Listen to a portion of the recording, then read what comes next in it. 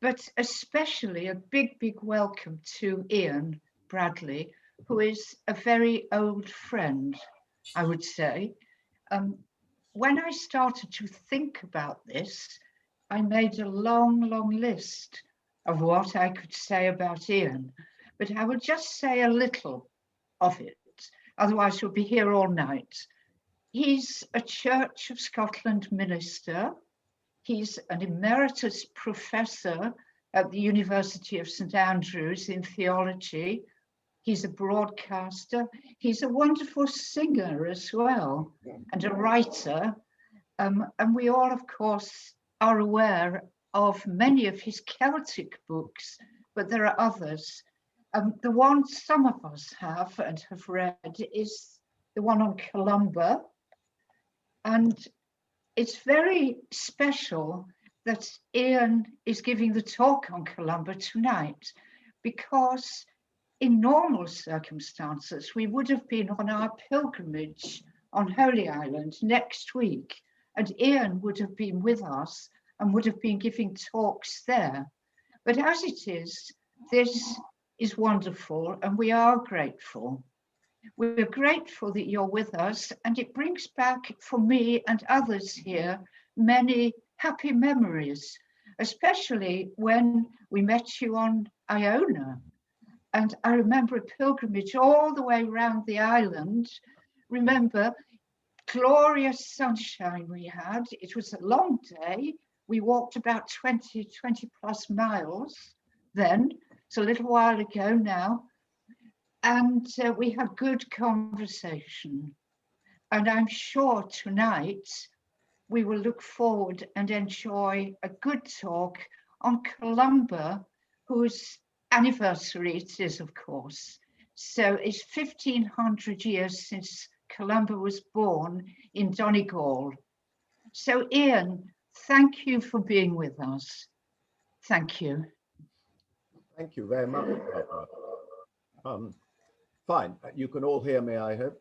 Everyone's tuned in. Lovely. No, I also have very happy memories, both of being with you on Lindisfarne a long time ago, and I think I see some familiar faces.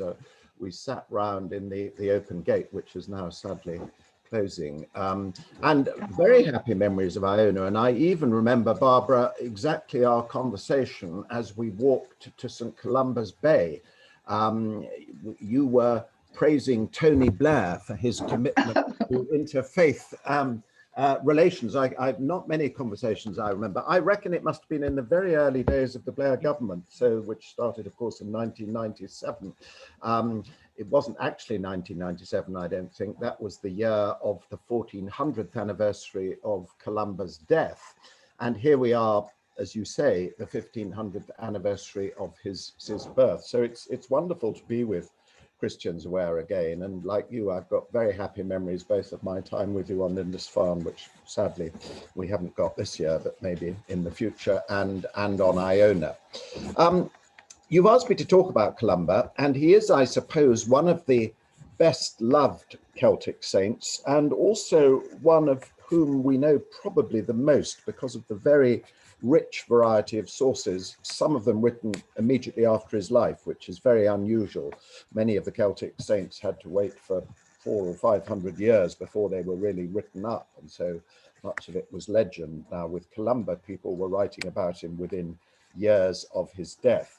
He's had a particular fascination for me from when I was a young boy, because my mother was Scottish, my father English. I grew up in Kent, but I was taken all the way back up from Kent to Argyll to be properly baptized in the Church of Scotland, in a church which I don't remember, of course, at all, because I was a mere babe in arms, but it's a church on the Toward Peninsula, if any of you know that part of Scotland, quite near Dunoon, a tiny little church called Toward, which when I went back to it just a few years ago, I realized has a very unusual stained glass window of the moment of Columba's death, where he is actually kneeling, praying in the little chapel on Iona, and the angels are coming down to meet him. And I think subliminally, this must have had an effect on me when I was being held over the font as a 6-month-old baby in that church. And then I was tremendously moved as a boy by the engraving which hung in our front room in our house in Kent, which I'm going to hold up now, and it's a bit fuzzy, I'm afraid, but it's the image which is on the front of the book you showed us, Barbara, and this, which is a completely rewritten, updated edition of it, which has come out this year for the 1500th anniversary. And you can see Columba is sitting at his desk on Iona with the famous stork or crane, which he prophesied would come to the island and ask the brothers to look after, with the old milk horse behind, which comes up to him on the day of his death and nuzzles against him. And this picture was actually, an engraving was done in the 1930s, and my father saw it in a shop window, a copy of it in London, and gave it to my mother just before their wedding in 1948 at St. Columba's Church, the Church of Scotland church in Kensington. Some of you may know it, in Pont Street. And they were married there in 1948, and my wife and I were married there in 1985. So Columba's always, in a sense, been, insofar as Presbyterians like me are allowed to have patron saints, Columba's always been my patron saint. And I warm to him because he's not just a plaster saint, he's a very flesh and blood character, as I hope we'll discover. Now, as you've said, he was born 1500 years ago, we think. We're much more certain about his date of death, which was the 9th of June, 597. And that's why Columba's Day is on the 9th of June, so it's coming up quite soon. And in fact, I've been invited to go to Iona, the Iona community's reopening that weekend, and they've asked me to come and preach in the Abbey, which will be very lovely, because I preached in the Abbey on the anniversary of his death back in 1997. So I'm hoping, all being well, to be going back there in 2 or 3 weeks' time. But his birth is a little bit more difficult to be sure about. If you Google it, you're given very precise time for his death. I think it was the 8th of his birth. Sorry, I think it was the 8th of December, 521. But in fact, this didn't emerge until an Irish life of him, quite well on in the Middle Ages. And the truth is, we don't really know when he was born. It might not even have been 521. It might have been a year or two before that. The records are not there, and it's all much later speculation. But for the purposes of this talk, and for the purposes of the events that are happening, and obviously they've been quite curbed because of COVID, but there are things going on in Ireland and in Scotland to commemorate him. It was 1500 years ago this year that he was born. And as you rightly said, Barbara, he was born in Donegal, and again, we're pretty sure where he's born, but we can't be absolutely certain, not as certain as where we know he died. We think it was in a tiny little township, really, near Loch Garten, which is a very remote part of Donegal, right up in the northwest of Ireland. I went there. I haven't been there since 1997. I was rather hoping I might get out this year, but I don't know whether I will. But it's a lovely part of Donegal. Some of you may know it, a sort of Lake District of Donegal. And there is a stone which supposedly commemorates where he was born. Indeed, one legend has it that he was actually, his mother gave birth to him while she was lying on this stone. And there is a little heritage centre nearby. So we are commemorating, we think, the 1500th anniversary of his birth.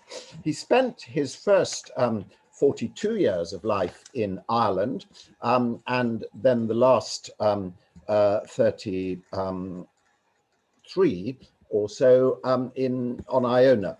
And we know much more about the second half of his life than the first half. We really have very little about his Irish decades, which, as I say, were right through till he was 42. He was of noble stock.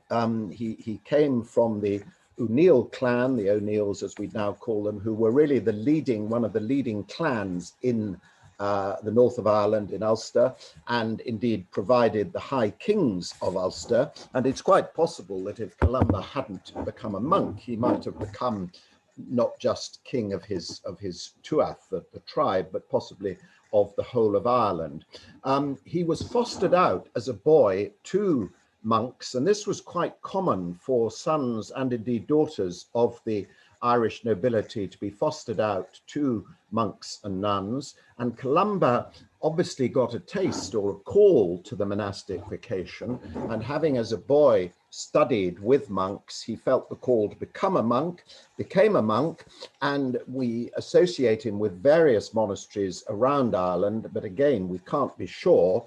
Much later on, there were all sorts of stories that he'd founded hundreds of monasteries in Ireland. This is very unlikely. Derry is perhaps the most likely, but he was a monk in various monasteries, and we really pick up the story in detail in the year 563, when at the age of 42, he makes his famous journey from the coast of Northern Ireland, probably from near Derry or Londonderry, out into the stormy waters which are going to take him to Scotland.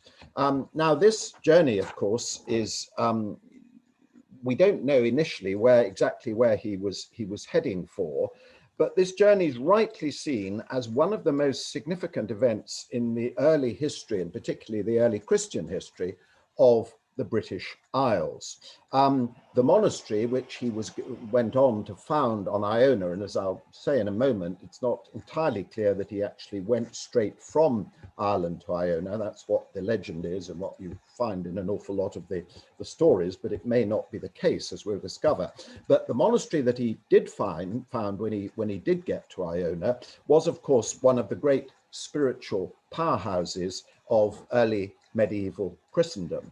And it was a beacon of Christian values and Christian enlightenment, which shone right through the so-called Dark Ages. And Iona became the base not just for the evangelization of what was to become Scotland, but also through its daughter foundation of Lindisfarne, which we've already mentioned.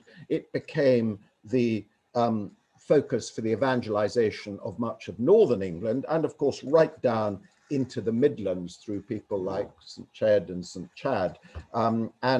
The other monasteries that Columba founded and that his successors founded were going to play a key role in the Christianization of really the whole of northern Britain, if you like. Like so many aspects of his life, Columba's reason for leaving Ireland when he was 42 are not entirely clear.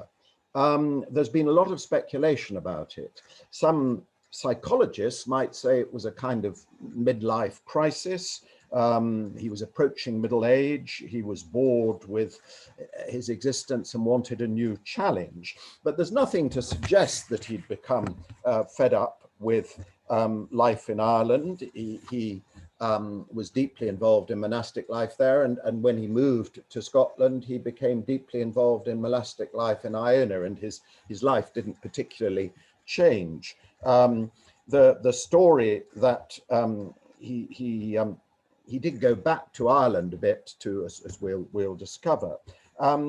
It seems to have marked something of a turning point in his life, and some people have suggested it was a kind of conversion experience. But again, I don't think there's a great deal of evidence of that.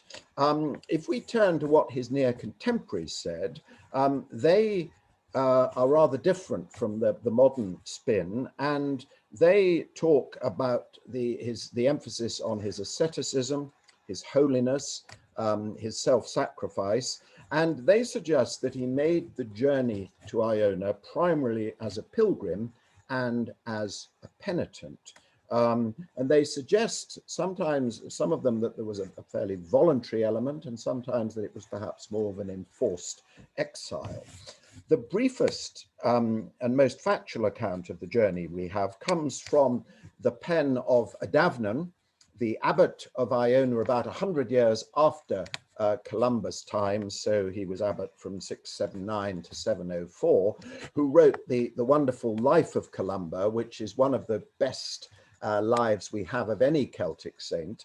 And Adavnan simply says that Columba went off in the 42nd year of his age, left Ireland following the Battle of Kuldrevni, which may be significant, resolving to seek a foreign country for the love of Christ.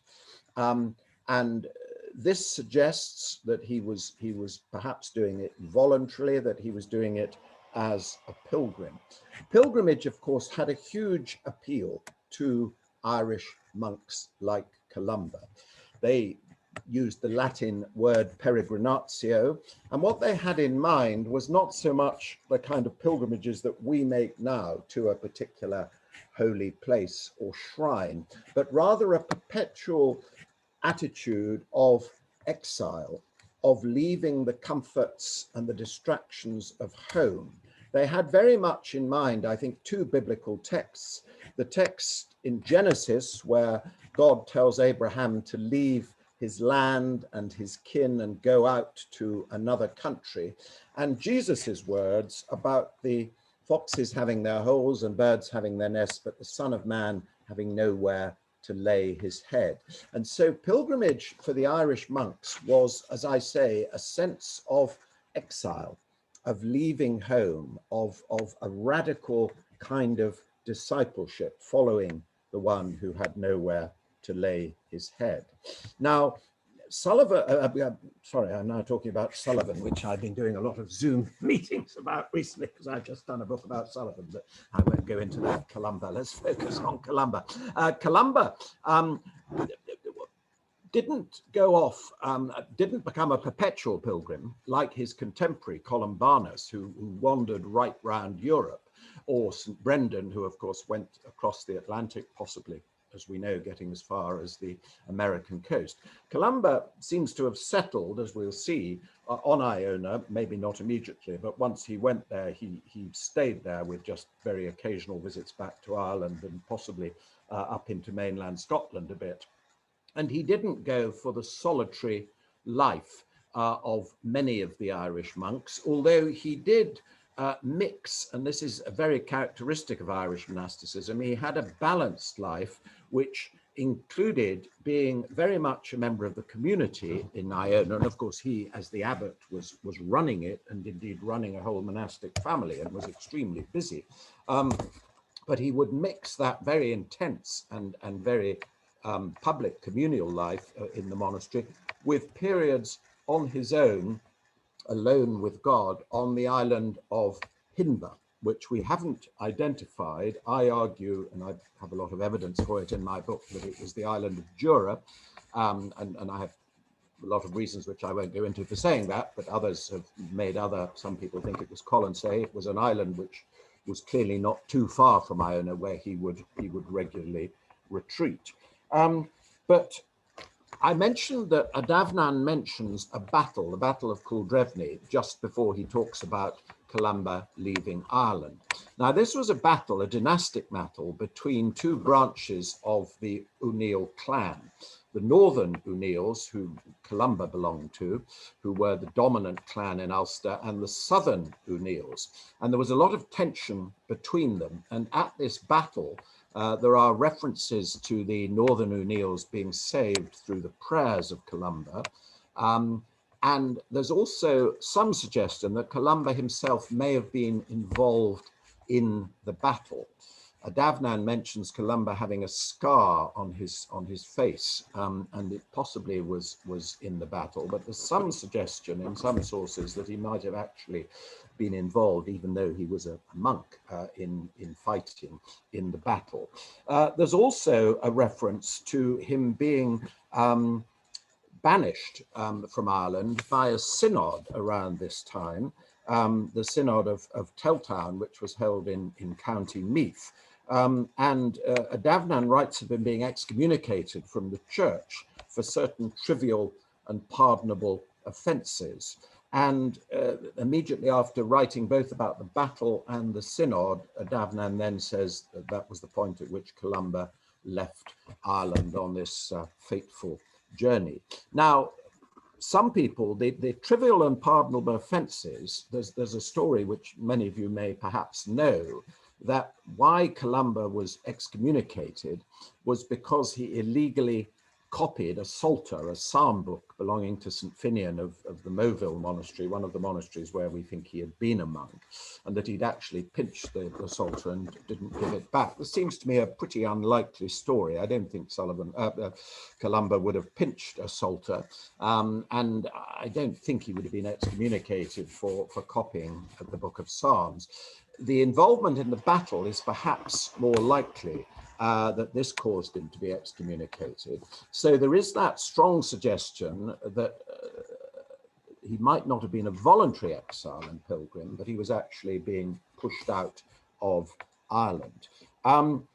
There is quite another view, which I think I and other historians are perhaps more likely to have, which that actually neither of these versions is true, and the real story is perhaps slightly less edifying, but that actually Columba was called on by the king of the new Irish colony of Dalriada, which had been established in what is now Argyll in much of the west of Scotland, the West Highlands of Scotland, to lead and set up a church there.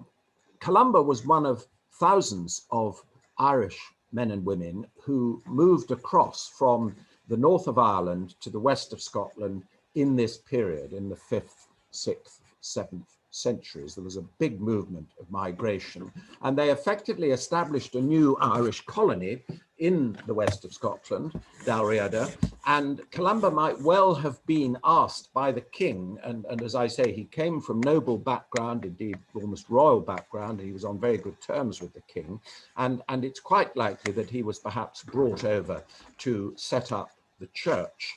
And the first thing that Davnan mentions when Columba gets to Scotland is a meeting with the king of Dalriada, Conall, at his palace. Now, his palace would not, of course, have been on Iona. And the strong probability, I think, and many other historians do, is that Columba didn't go straight from Ireland to Iona at all. He actually took the much shorter sea crossing from Antrim to the Mull of Kintyre, which is only a matter of about 14 or 15 miles, and that he possibly landed on the southern point of the Mull of Kintyre, where, interestingly, if any of you have ever been there, there are two footsteps which are called Columba's footsteps cut into the rock. There's also the remains of a very ancient chapel, and that he actually began his time in Scotland in Kintyre on mainland Argyll, met with the king, possibly near there was a big fortress called Dunavity right down on the tip of the Mull of Kintyre, or possibly at Downad, the fortress which is further up the north part of Kintyre near Loch Gilphead, and that he met the king there. And there are suggestions, actually, because there's another reference in the Irish annals to Columba not being given Iona by King Conall until the year 574, in other words, 13 years or 12 years after he'd actually left Ireland. And it seems possible that he actually spent quite a lot of time in mainland Argyll. Apart from anything else, Iona seems to have been inhabited by the pagan Picts, and it's slightly unlikely that he would have gone there while it was still under pagan Pictish control. Bede, in his ecclesiastical history, says that Brude, the king of the Picts, gave Iona to Columba, but this seems unlikely.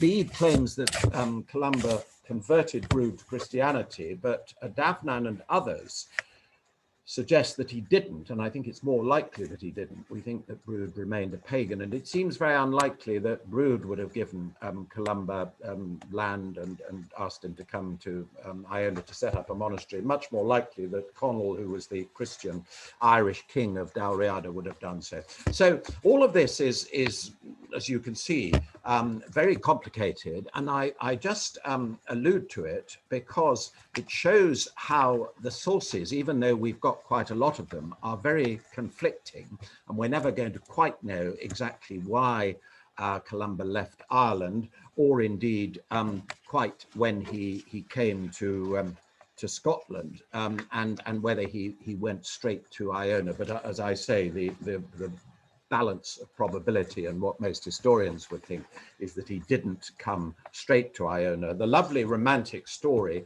that he sailed from island to island until he could no longer see Ireland, because either he was wanting as a voluntary pilgrim to cut himself off from his comforts and his roots and his family there, or as a banished, he was excommunicated. That story sadly doesn't emerge until the 17th century and is fanciful and a legend, I'm afraid. So I think more likely is that he actually went to the mainland, probably possibly spent some time there, possibly even several years, but then gets given Iona to set up the monastery as a center for the church in this new kingdom of Dalriada. So once he gets to Iona, what does he do? And what's his significance, in a sense, and his legacy for us now? Well, he essentially remains what he'd been throughout most of his life, a monk. So his main occupation is saying and singing the daily offices, chanting the psalms 3 times through the night and 5 times through the day. The monks would meet in the little wooden church. There would be no stone buildings on Iona now. Of course, what you see if you go to Iona today is the reconstructed Benedictine Abbey, which came 600 or more years after Columba's time. In his day, there would have been little wattle and daub huts and the little wooden church. And the monks would have met, of course, for the daily offices. And they would have particularly focused on the Psalms, and the Psalms were very, very important to Columba, not just in terms of his devotion, but I think in terms of where he got a lot of his theology from. Columba was a considerable poet, we think. There are a lot of prayers and hymns and verses attributed to him, and we can't be sure how many of them he actually wrote, but many of them resonate with the language and the imagery of the Psalms. And he wrote poems. He wrote some lovely lines. Some of you may know this one, which comes from the end of a short little poem he wrote called the Noli Pater. The flame of God's love dwells in my heart as a jewel of gold is placed in a silver dish. The flame of God's love dwells in my heart as a jewel of gold is placed in a silver dish.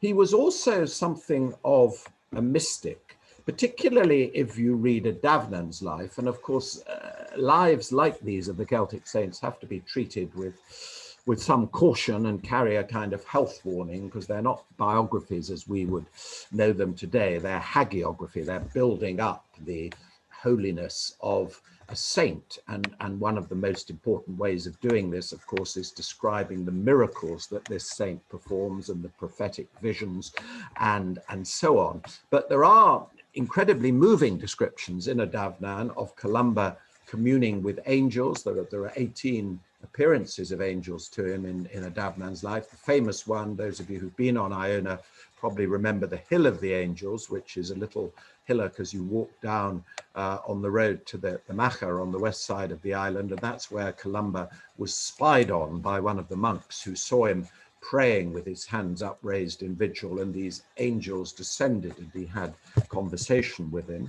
And there are wonderful expressions of him having visions of light pouring out of the bottom of the doorway of the hut where he was writing. One of the few things which you can see on Iona now, which does seem to go back to Columba's time, is the site of his own little cell, which is on a little hillock, Tor Arab, opposite the the main monastic building, the Benedictine Abbey, and we now could be fairly certain that it was certainly there in Columba's time, because there was some very interesting carbon dating done 4 or 5 years ago of some wood that was found there, which did date it to Columba's period, and we think he had a very simple cell on that little hillock, which of course would have been looking out on the little huts in his time.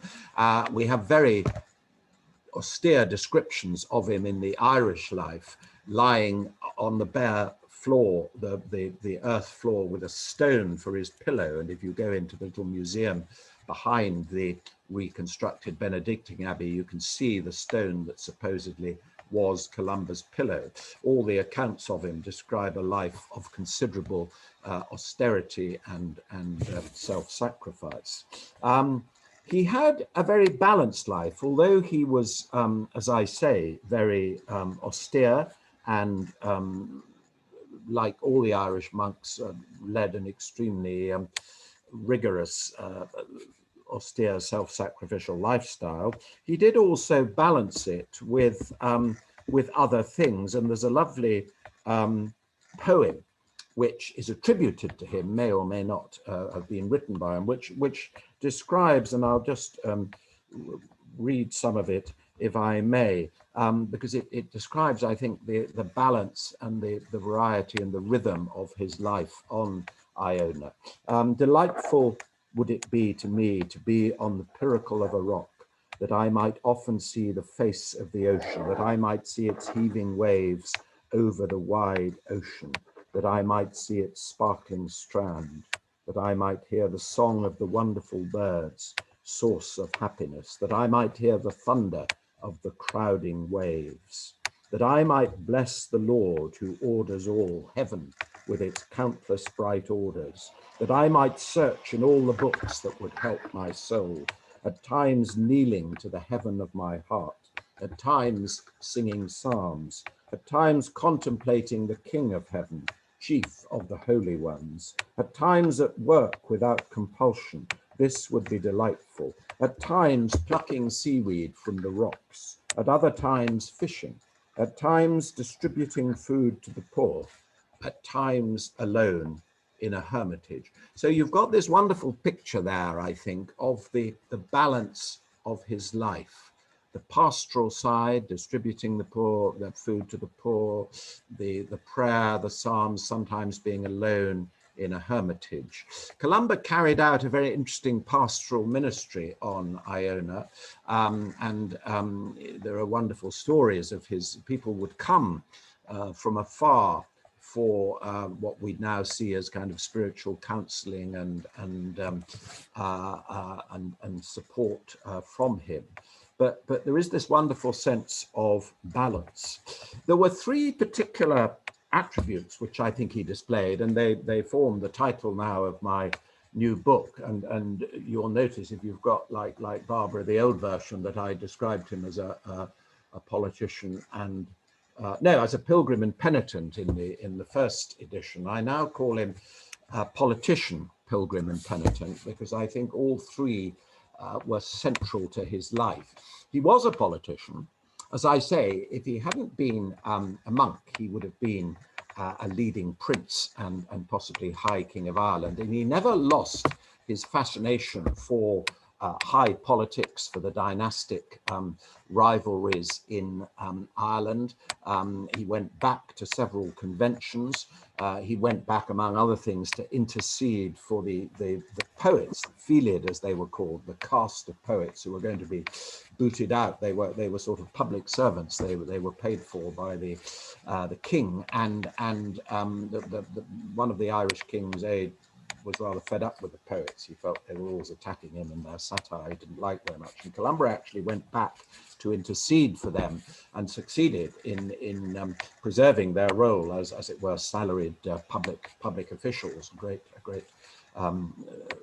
work for the arts and for poetry in particular. But he was a politician. He ran his family of monasteries, and they expanded. Iona was the center, but there were monasteries in Ireland which looked to Iona as the mother house, and there were monasteries which he set up in other islands, the islands of Coll and various unidentified islands. There was at least one on the mainland of Argyll on the shores of Loch Awe, and he ran them in a fairly autocratic manner. I mean, Columba's a very interesting mixture. He had two Gallic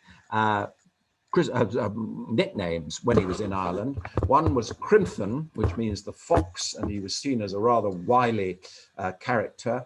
And the other, which gives us the name Columba, was Columkill, the dove of the church. And they emphasized two sides to his character, I think. He was autocratic. He led very much in a fairly tough kind of macho way. As you may remember, he wasn't very keen on having women on the island of Iona. It was a very sort of male establishment. And at the same time, he had the qualities of the dove of the church. He was a man of great prayer, of great piety, and as we'll see, of great humility, as well as being somewhat autocratic. So there's a kind of ambiguity, complexity about his character. But the political aspect is important, I think. And I think in terms of what we'd say now, he spoke truth to power. He was very close to the rulers, not just of the Irish colony of Dalriada, but also the other kings of the four nations that were going to make up Scotland, the southwest British area, which is now Dumfries and Galloway, the Picts up in the north and the east of Scotland, and the kingdom of Bernicia, which covered the Lothians, Edinburgh, and down into Northumbria, which was part of the kingdom of Northumbria. And he negotiated a lot with the kings, partly to get monks into some of their lands, but also I think he was concerned with the pursuit of peace and justice. And he saw the relatively new institution of monarchy, which was replacing the old warring warlords, the tribal warlords. He saw this as potentially bringing not just stability, but the rule of law and justice, and very much allied the church to this new institution of monarchy. So he was a politician, and I think one of his legacies, and I'll be talking about this when I'm with the Aina community in a couple of weeks, is to, as it were, endorse Christian involvement in politics, whether it's on issues of justice or the environment and climate change, which I imagine you, like me, are very involved in. I'm just involved in a new eco network we've got with all our local, or most of our local churches here in St Andrews, and we're very much campaigning and building up to COP26 in Glasgow. But I think Columba in some senses gives us a warrant and an endorsement for Christians involving themselves in politics. The second P is this penitent, Columba the penitent. Now, I've already said that he may have left Ireland as a penitent, either because he was excommunicated for some sin or crime, whether it was trivial or not, we don't know, or because he himself perhaps felt guilt at his involvement in this battle. There's even some suggestions that he may have killed someone and had blood on his hand in the battle. We just don't know. But penitence is a very strong theme in the prayers and poems that we have from Columba. There's a very powerful one which describes him, or says that I, a trembling little man, rowing through the infinite storm of this age, Christ may draw me to the haven, the peaceful haven of life. So he describes himself as a trembling and little man, rather, of course, as Patrick does. St. Patrick does is in Confessio, where he begins, I, Patrick, the least of men, the greatest of sinners. We've got this strong sense of penitence in quite a lot of what he writes. He has another poem, just let me find it. Yes, which is quite a well-known prayer, which you may know, which is attributed to him. Almighty God, to me the least of saints, to me allow that I may keep even the smallest door, the farthest, darkest, coldest door, the door that is least used, the stiffest door, if only it be in your house, that I can see your glory even afar and hear your voice and know that I am with you. So again, describing himself as the least of saints. So there's this attitude of humility, of penitence. He's very conscious of his own sins, as many of the Irish monks were. The single category of document that we have most of from Irish monasteries in this period are the so-called penitentials, long lists of punishments for every conceivable lapse. Dropping a crumb of bread when you were eating in the refectory or anything. To us, they seem very petty and very legalistic, but actually they were part of an approach to dealing with sin, if we want to call it that, which was about emphasizing the fact that one shouldn't dwell on it and live with it. One can work through it. One works through it with these penitentials, and one is constantly assured of God's forgiveness, and one's constantly assured of a fresh start. There's been a lot of work done recently on the Irish penitentials and what they may say to us in terms of pastoral care. Particularly an Irish priest called Hugh Connolly has written very interestingly on this. And so this penitential idea informs pastoral ministry, and perhaps has something to say to us today, not in terms of a kind of obsession with our sinfulness and a kind of Uriah Heep mentality, but a sense that we can work through these things. And often, of course, these penances were done together with your soul friend, your Anam Cara, who was like a kind of buddy as well as a confessor, and you worked through it together. And there was very much a sense of a journey here, a journey and a healing process. And this takes us on to the final P, which I'll talk about before I finish, which is the theme of Columba, the pilgrim. Because I've already talked about the importance of pilgrimage, peregrinatio, to these Irish monks, and particularly to Columba. And as I say, it was slightly different from our approach to pilgrimage, but I think Columba ultimately calls us to be pilgrims. As we know, and I'm sure several of you are involved in it, interest in pilgrimage is absolutely mushrooming at the moment, right across Europe, but not least here in the British Isles. My next Zoom meeting, which is tomorrow, will be of the trustees of the Scottish Pilgrim Routes Forum, of which I'm a trustee and a founder member. And we are the coordinating body in Scotland, which at the moment is overseeing the development of about a dozen significant pilgrim routes across Scotland, which are all being run by local initiatives, local people, local churches, local groups, but which are really having a major impact. I mean, I've been very involved in the development of the Fife Pilgrim Way, which was opened a couple of years ago by Gordon Brown, in fact, who's a great Fifer, and that links two ancient sites, Kouros, which was the site of a Cistercian monastery associated with St. Cerf and St. Mungo, and North Queensferry, which is where the pilgrims to St. Andrews landed when they came over the ferry, which is now near the Forth Bridge. And it goes up through Fife, through Dunfermline, which is associated with Queen Margaret, St. Margaret, right up to St. Andrews, where I'm speaking to you from now, which of course had the supposed relics of Andrew, who I'm sorry to say trumped Columba as the patron saint of Scotland. I believe passionately, and it's something one has to be careful about saying in St. Andrews, but that Columba, rather than Andrew, ought to be our patron saint. Andrew, as you know, had nothing whatsoever to do with Scotland. It's rather like England having St. George.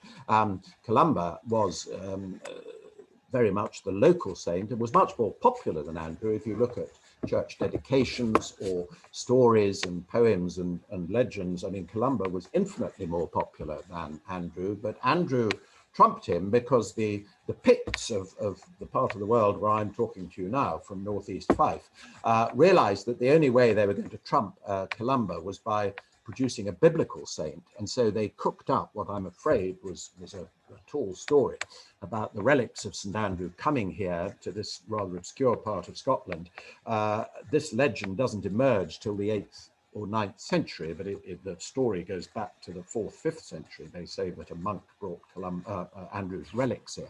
But anyway, that's by the by, but we should, I think, be celebrating Columba as Scotland's patron saint, but unfortunately Andrew trumped him, and so we are where we are. But anyway, that was a long way of saying that we've got this pilgrim way. We also, I may say, have a Columba way, which is going right up from the point on the Mull of Kintyre where we think he may well have landed, right up through Argyll to Iona. And that's actually the very interesting things are happening on the pilgrimage front in Argyll. A lot of young people are being taken on pilgrimages, and we've got Pilgrim, a wonderful new one's been opened on Orkney, St Magnus Way. And I know similar things are happening in England and Wales and Ireland. So pilgrimage is really taking off now, and it's extremely interesting.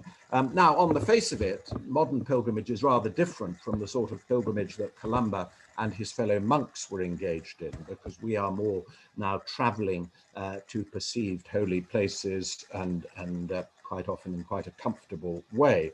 And yet I think in some ways the modern enthusiasm for pilgrimage does echo Columba's kind of pilgrimage. A lot of people now see their faith in terms of pilgrimage. They would describe it as an ongoing journey rather than a sudden conversion experience. If we want to think in biblical terms, the road to Emmaus is often the way people now envisage their faith, rather than the road to Damascus, where Paul had his sudden lightning blinding conversion. Physical pilgrimages that people are increasingly doing, whether on foot or by bicycle, are resonating with Columban Christianity, I think. It's physical, and his expression of Christianity was nothing if not physical, I think.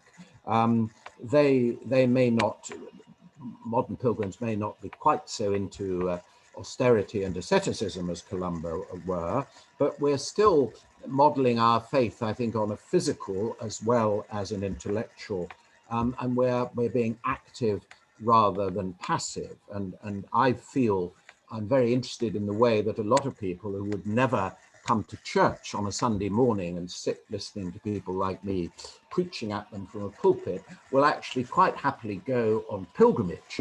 They will walk their faith and walk their doubt and talk it while they're walking it. And that's my experience of being on Iona and being on Lindisfarne, and twice now with my wife I've done part of the pilgrimage up to Nidaros in Norway, a wonderful pilgrimage which is led by Lutheran pilgrim pastors, and indeed one of my main occupations at the moment, we're trying to model, as you may know, in Scandinavia, every diocese of the Lutheran Church in Norway, Sweden, Denmark, Finland has a dedicated pilgrim pastor who may be a parish priest or minister, or may be attached to a particular historic pilgrim place. But one of their main roles is to take people on pilgrimages, to promote pilgrimage. And there's also a lot of the German Lutheran dioceses have this as well. And we're trying to model it in Fife now to get pilgrim pastors who may be initially voluntary, or they may be part-time or full-time, lay or ordained, hopefully on an ecumenical basis, to lead people on the Fife Pilgrim Way. And I've been having a lot of conversations with both the Church of Scotland, the Episcopal Church, the Roman Catholic Church, and some of the new independent evangelical churches. We've got a lot of enthusiasm, and we're hoping to pioneer this. So this is another way of, as it were, getting a more spiritual emphasis on pilgrimage. There's a lot of enthusiasm, I think, for recovering the notion, which, as you know, the early church had, of Christians being the people on or of the way.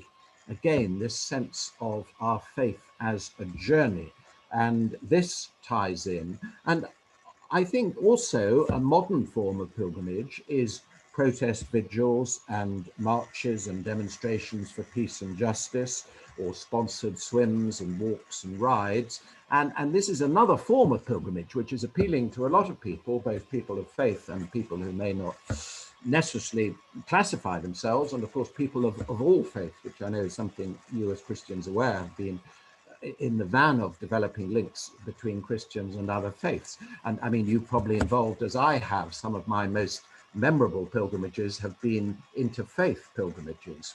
We had for a long time a very interesting group that I was involved in, which was a Muslim Christian group, Muslims in Dundee, which is just a few miles away from us here, a lot of Muslims in Dundee, and Christians around St Andrews. And we focused on the cathedral ruins here and on one of the mosques in Dundee as places of pilgrimage. We had some of the most moving meetings that I can remember, where we talked about pilgrimage, and a young Muslim would talk about going on the Hajj to Mecca. A young Roman Catholic talked about walking to Santiago de Compostela.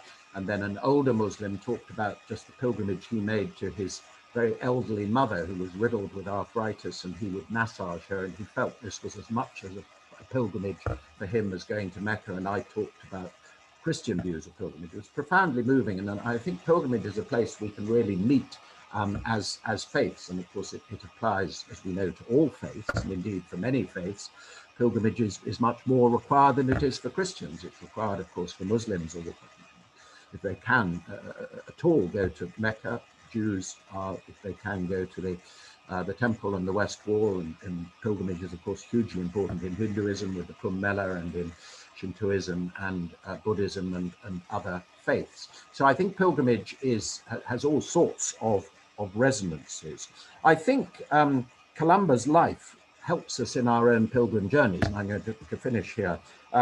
As I say, there are sort of conflicts and ambiguities in Columba's life, but I think he combines them in this wonderful balance of his own monastic life, combining his intense involvement in political affairs and monastic administration with his retreats to this island of Himba. And I think following Columba, the pilgrim means venturing beyond our own comfort zones, just as he set off from his beloved Ireland on that epic trip in the coracle, being prepared to go to places and experience situations which may make us uneasy, casting off from the familiar and the comfortable, just as he did in 563, and seeing our life and our faith as an ongoing journey. And I just end with one verse of a poem, hymn again attributed to him, which was translated from its original Irish in the early part of the 20th century. I think it encapsulates his life and his faith and his trust, both as a pilgrim and a penitent. Alone with none but thee, my God, I journey on my way. What need I fear when thou art near, O King of light, night and day? More safe am I within thy hand than if a host should round me stand. So let me finish there. I'll happily take any questions or points that anyone has got, and was sad not to be with you in Lindisfarne or Iona.